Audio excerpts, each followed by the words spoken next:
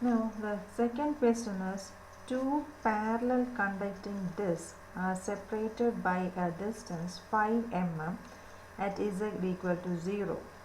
If v is equal to 0 at z equal to 0 and v is equal to 100 at z equals 5 mm, find the charge density on the disc. Coming to the solution, here v is a function of z. It is said that is, as z changes, voltage, the potential is also changing. So we can say v is a function of z. And as far as disk is considered, it is considered as a cylindrical system. So this is a expression for del square v of a cylindrical coordinate. Here you can see the first two terms corresponds to rho and phi, and the third term corresponds to z. You know, in a cylindrical coordinate system, points are represented using three parameters, that is rho, phi and z. Okay.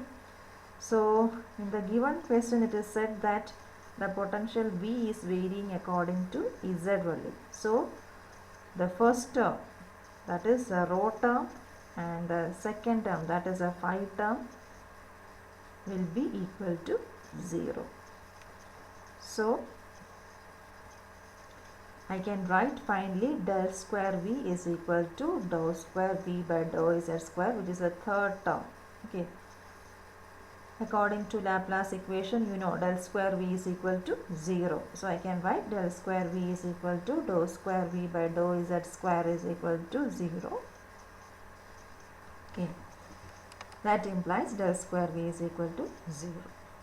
Now I am integrating this term. So when I integrate the left hand side, I will get dou V by dou z, and when I integrate 0, I will get a constant that is written as A. Again I am integrating the second equation. So when I integrate dou V by dou z, I will get B, and when I integrate A, I will get AZ plus a constant, where A and B are constant. Now what we have to do? We have to apply the boundary condition in equation 3. Okay.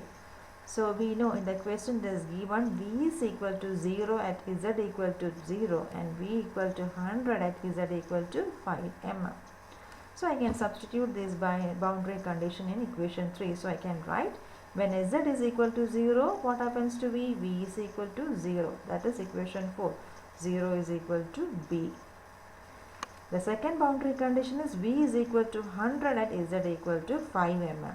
So I can write here 100 is equal to A into 5 mm plus B. That is equation 5. 100 equals A into 5 mm. That is 5 into 10 raised to minus 3 plus B.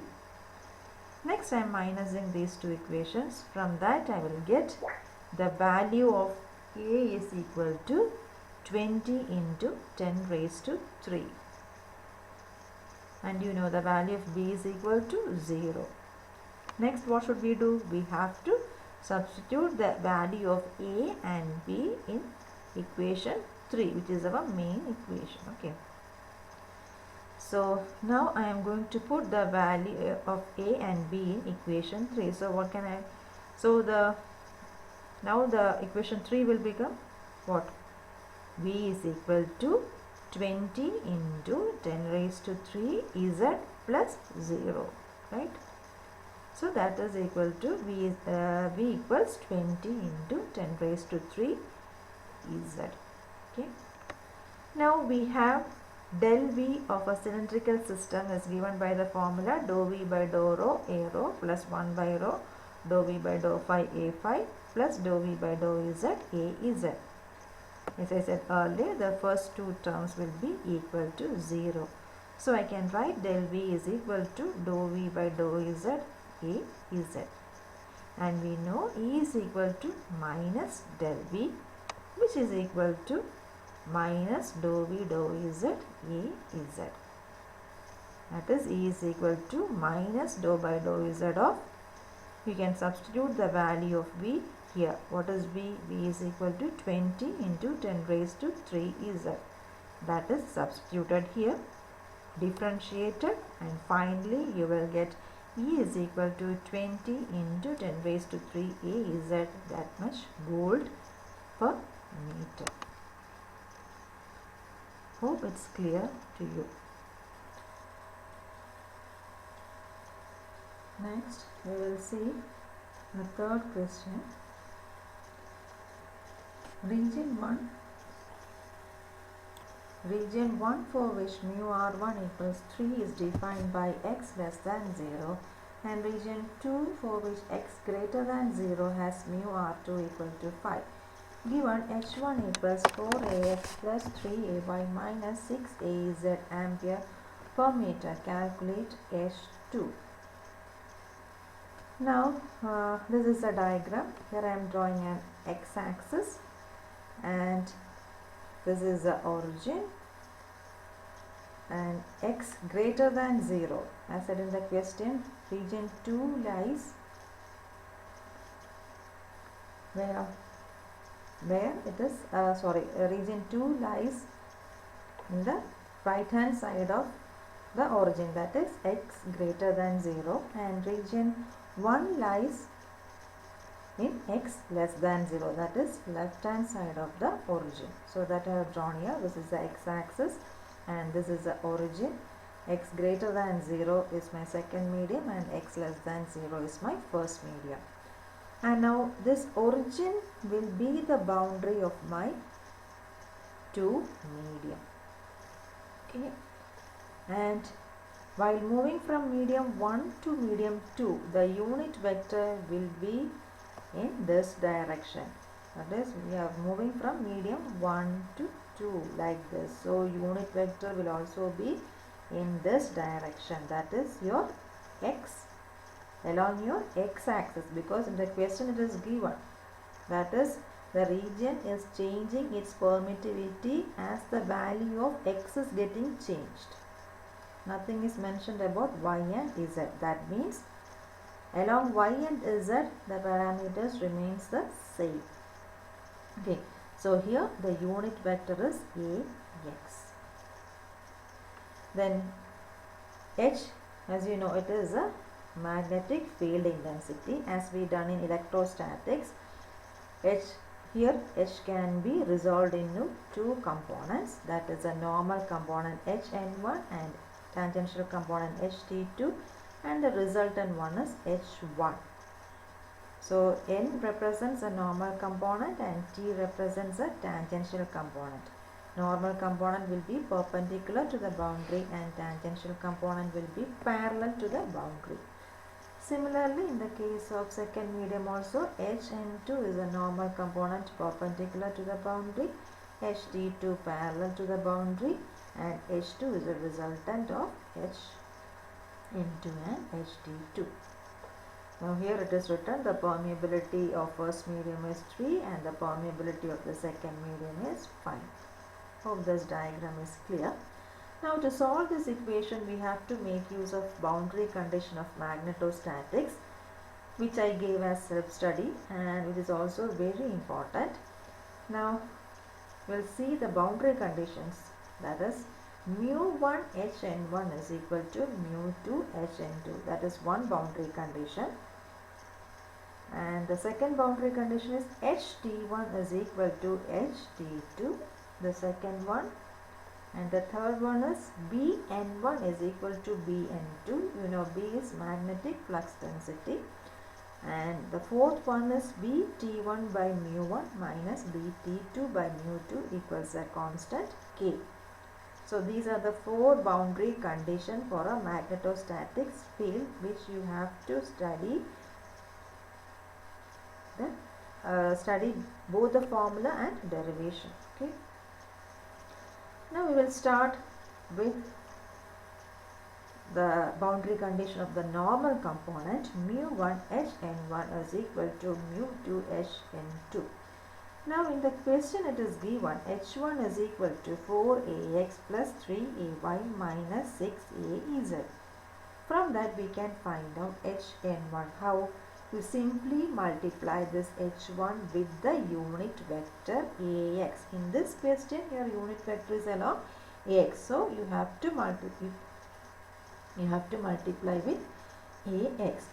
So in general, I can say if h1 is given and if you have to find out hn1, you simply multiply h1 with the unit vector.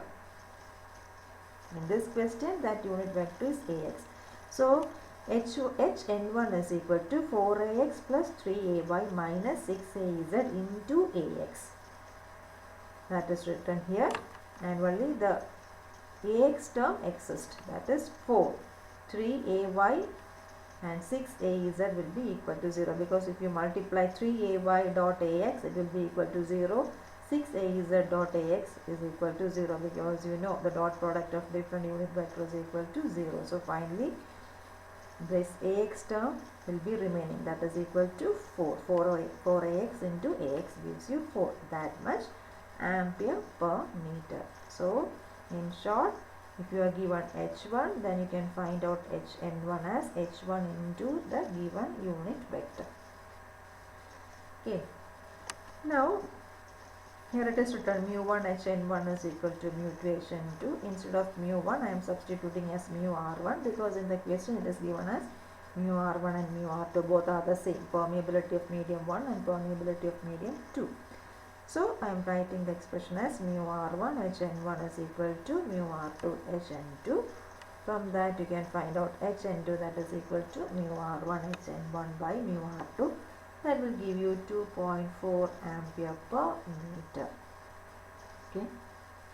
Next, coming to the tangential component, we have the condition as ht1 is equal to ht2. Both the tangential component are continuous across the boundary in case of a magnetostatic field.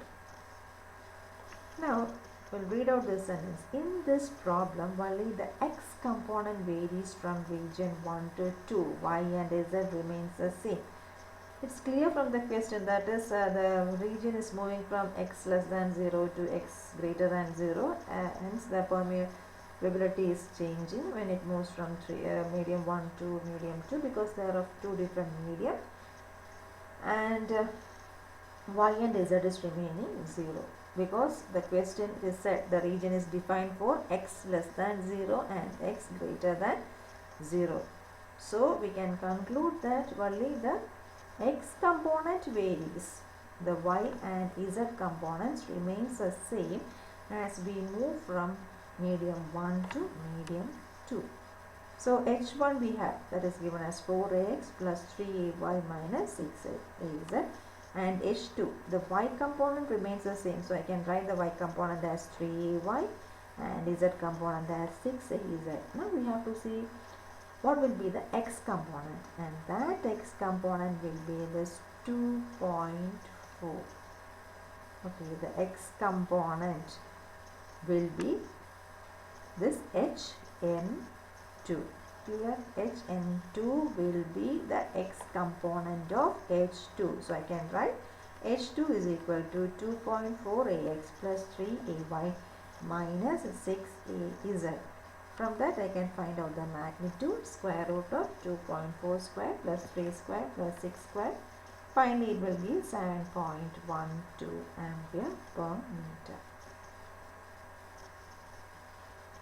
And the last question is, magnetic field vector H has only z component given by hz is equal to 3x cos beta plus 6y sin alpha. If the field is invariant with time, that means if the field is steady, what is the current density? And we know the current density for a steady field is J is equal to del cross H, where J is a current density and H is a magnetic field intensity. So simply you can find out the cross product. And here it is written that if the field is time varying, then this del cross H will be J plus dou D by dou T.